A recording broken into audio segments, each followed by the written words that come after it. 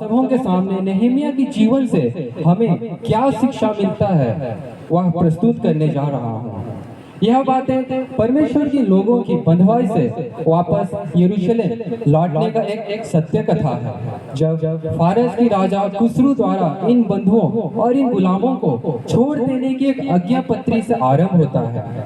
नेहेमिया फारस के राजाओं के राज दरबार में एक विश्वास योग्य सेवक था एवं यहूदियों के बीच में मित्र भाव रखवाने में भी विश्वास योग्य था।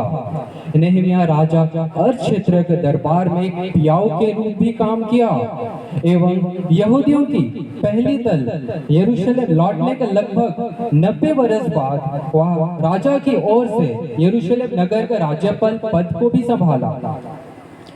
इतने बड़े प्रसिद्धि पद प्राप्त करने के बावजूद भी वह अपने जाति भाइयों जो बंधुआई में उस प्रांत में रहते थे, जो बड़ी दुर्दशा में थे, जिनकी बड़ी निंदा होती थी, जहाँ की शहरपनाह टूटी हुई थी, फाटक जले हुए थे, उसकी ओर अपनी दृष्टि डाली एवं विलाप किया, उपवास किया और परमेश्वर से प्रार्थना किया।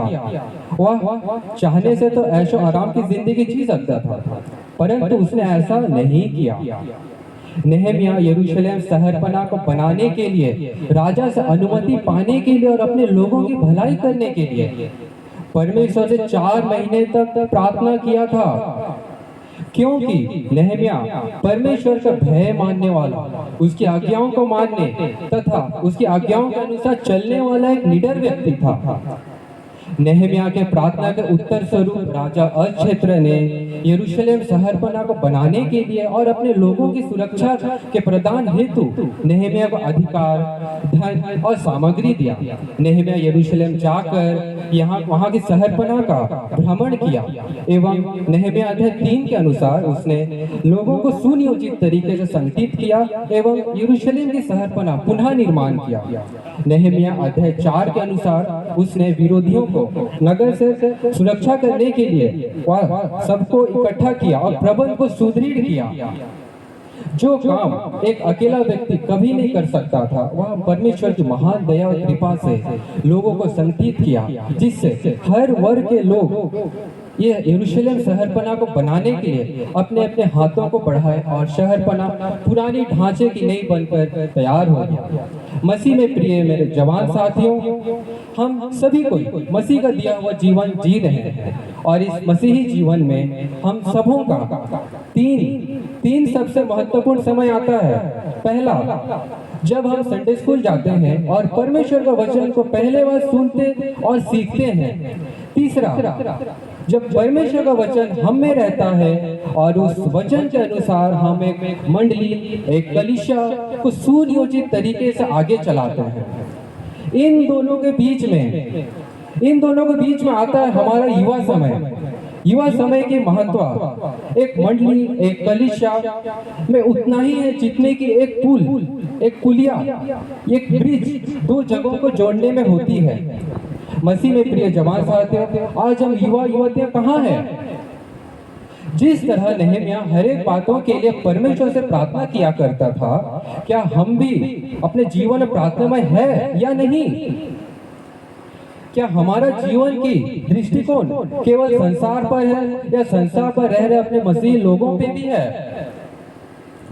हमें भी आज नेहेमिया की नहीं अपने छोटे भाई बहनों, अपने मित्रों एवं अपने माता पिताओं को मसीह प्रेम में उत्साहित करना, संगठित करना एवं मसीह समाज के उत्थान हेतु एक दर्शन देखने की जरूरत है।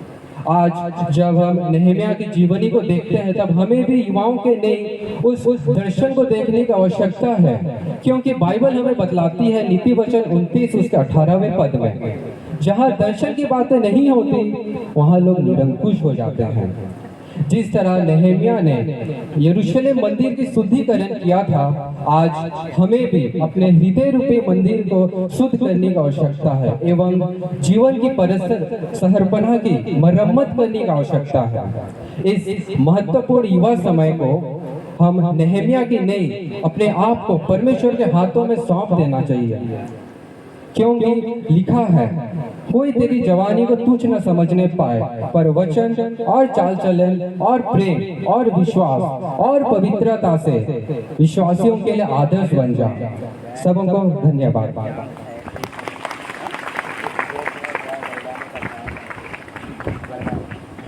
बहुत बहुत धन्यवाद अनुराग भाई को। और इस घड़ी हम लोग बुलाना चाहेंगे राजगामपुर पेरिस से, वो जल्द से जल्द आ जाएंगे। और मैं चाहता हूं कि जितने भी पेरिस हैं सभी कोई हमें समर्थन करेंगे, क्योंकि वक्त हमारे पास बहुत ही कम है। और उसके बाद जामबहाल पेरिस और झारसुगड़ा पेरिस तैयार रहेंगे। Thank you.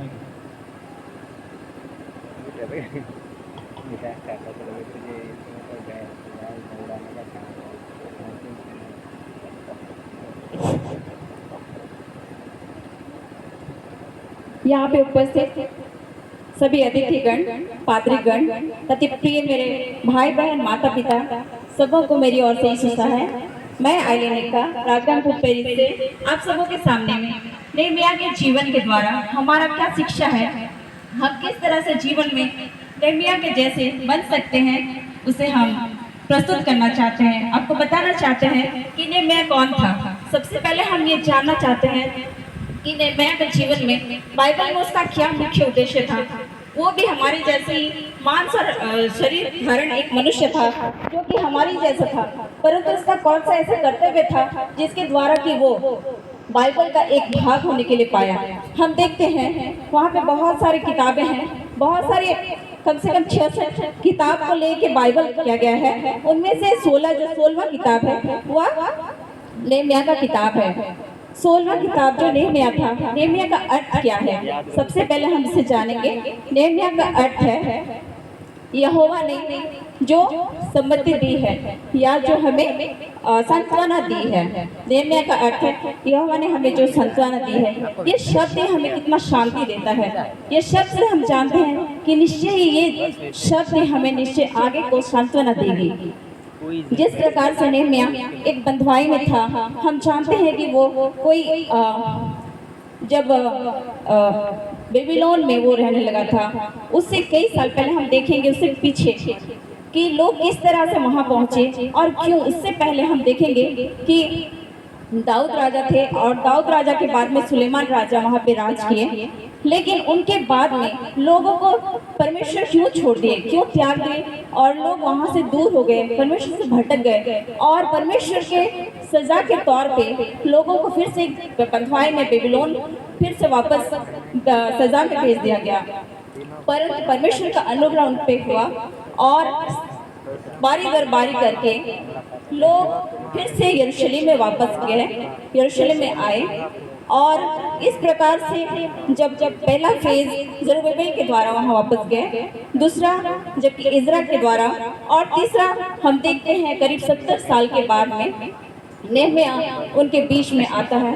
और नेहमिया देखता है कि जब इज़रा के समय में यरूशलेम मंदिर का पुनः निर्माण हुआ था, परंतु वहाँ वो यही सोचने लगा था कि वहाँ का जो लोग हैं वो बहुत ही आनंदित होंगे या वहाँ के लोग उत्साहपूर्वक होंगे।